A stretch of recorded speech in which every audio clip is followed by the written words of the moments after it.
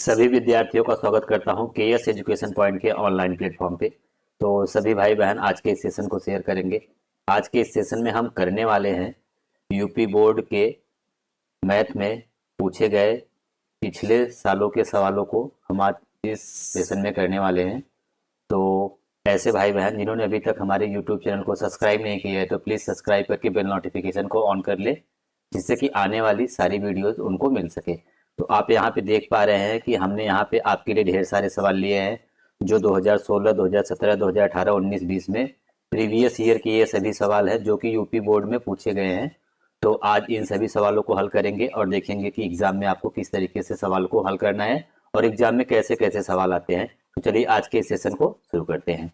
तो आज के इस सेशन का हमारा पहला सवाल है, कहता है कि यदि एक वृत्त की त्रिज्या 7 सेंटीमीटर है तो उसका क्षेत्रफल क्या होगा। उसका क्षेत्रफल क्या होगा। यहाँ पे आपके चार ऑप्शंस दिए गए हैं। तो हमें क्या निकालना है, वृत्त का क्षेत्रफल। क्या निकालना है, वृत्त का क्षेत्रफल। वृत्त का क्षेत्रफल। वृत्त का क्षेत्रफल बराबर क्या होता है, pi r square. Pi r square. तो यहाँ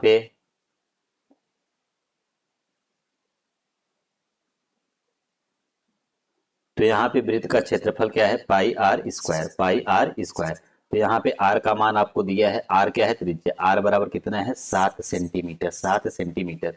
तो वृत्त का क्षेत्रफल बराबर क्या होता है, पाई आर स्क्वायर। पाई का मान क्या होता है, 22/7। आर का मान क्या है, 7 सेंटीमीटर। और स्क्वायर है, इसी का क्या होगा, 2 बार गुणा होगा। तो 7 से 7 कट जाएगा। तो यहाँ से 22 का 7 का गुणा करेंगे, 22 सत्ते 154। और क्या है, सेंटीमीटर है, तो यहाँ पे क्या आएगा, सेंटीमीटर स्क्वायर। क्षेत्रफल निकाल रहे हैं तो क्षेत्रफल हमेशा किसमें होता है, स्क्वायर में। तो यहाँ से वृत्त का क्षेत्रफल क्या आया, 154 सेंटीमीटर स्क्वायर। तो कौन सा ऑप्शन सही होगा, ऑप्शन नंबर ए बिल्कुल सही है। ऑप्शन नंबर ए बिल्कुल सही है। तो बढ़ते हैं नेक्स्ट क्वेश्चन पे। ये देखिए यहाँ पे ये क्वेश्चन हमारा 2016 में पूछा गया था। बढ़ते हैं नेक्स्ट क्वेश्चन पे। नेक्स्ट क्वेश्चन हमारा क्या कहता है, ये देखिए 2017 में पूछा गया है कि दो संख्याओं का महत्तम समापवर्तक 12 है और उनका लघुत्तम समापवर्तक जिसका नाम एलसीएम होता है। एलसीएम कितना है, 180।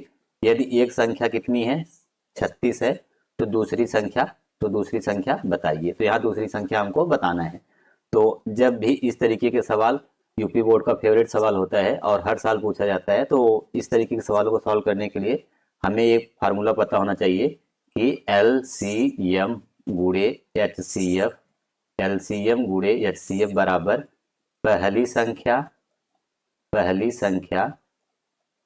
गुणे दूसरी संख्या गुणे दूसरी संख्या। तो अब यहाँ पे हमें सारी चीजें दी गई है। एलसीएम कितना दिया गया है, 180।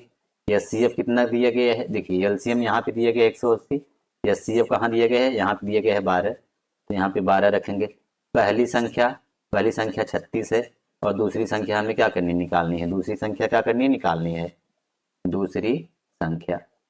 तो दूसरी संख्या हमको क्या करनी है, निकालनी है। तो अब यहाँ से दूसरी संख्या, ये 36 इधर क्या है, गुणा। इधर आएगा क्या होगा, भाग। तो यहाँ से आएगा दूसरी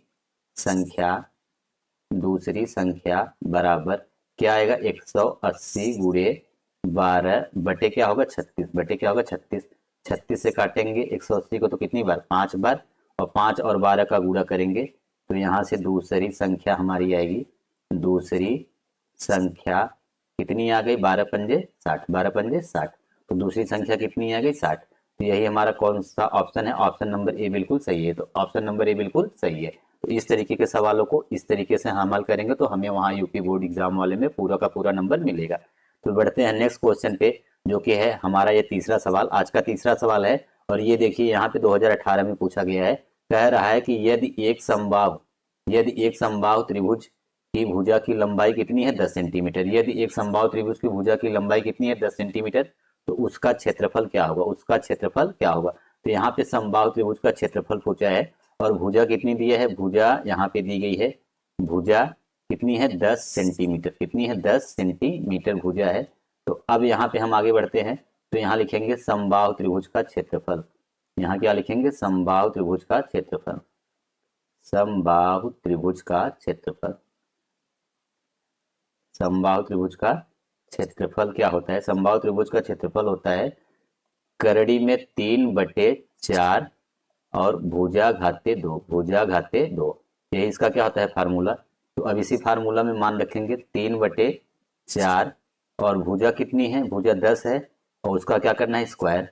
तो यहाँ से क्या होगा, करड़ी में 3/4 गुणे 10 तो अब इसको यहाँ से काटेंगे, तो यहाँ से क्या आएगा, करड़ी में 3/4 गुणे 100, और 4 से काटेंगे 100 को तो कितनी बार आएगा, 25 बार।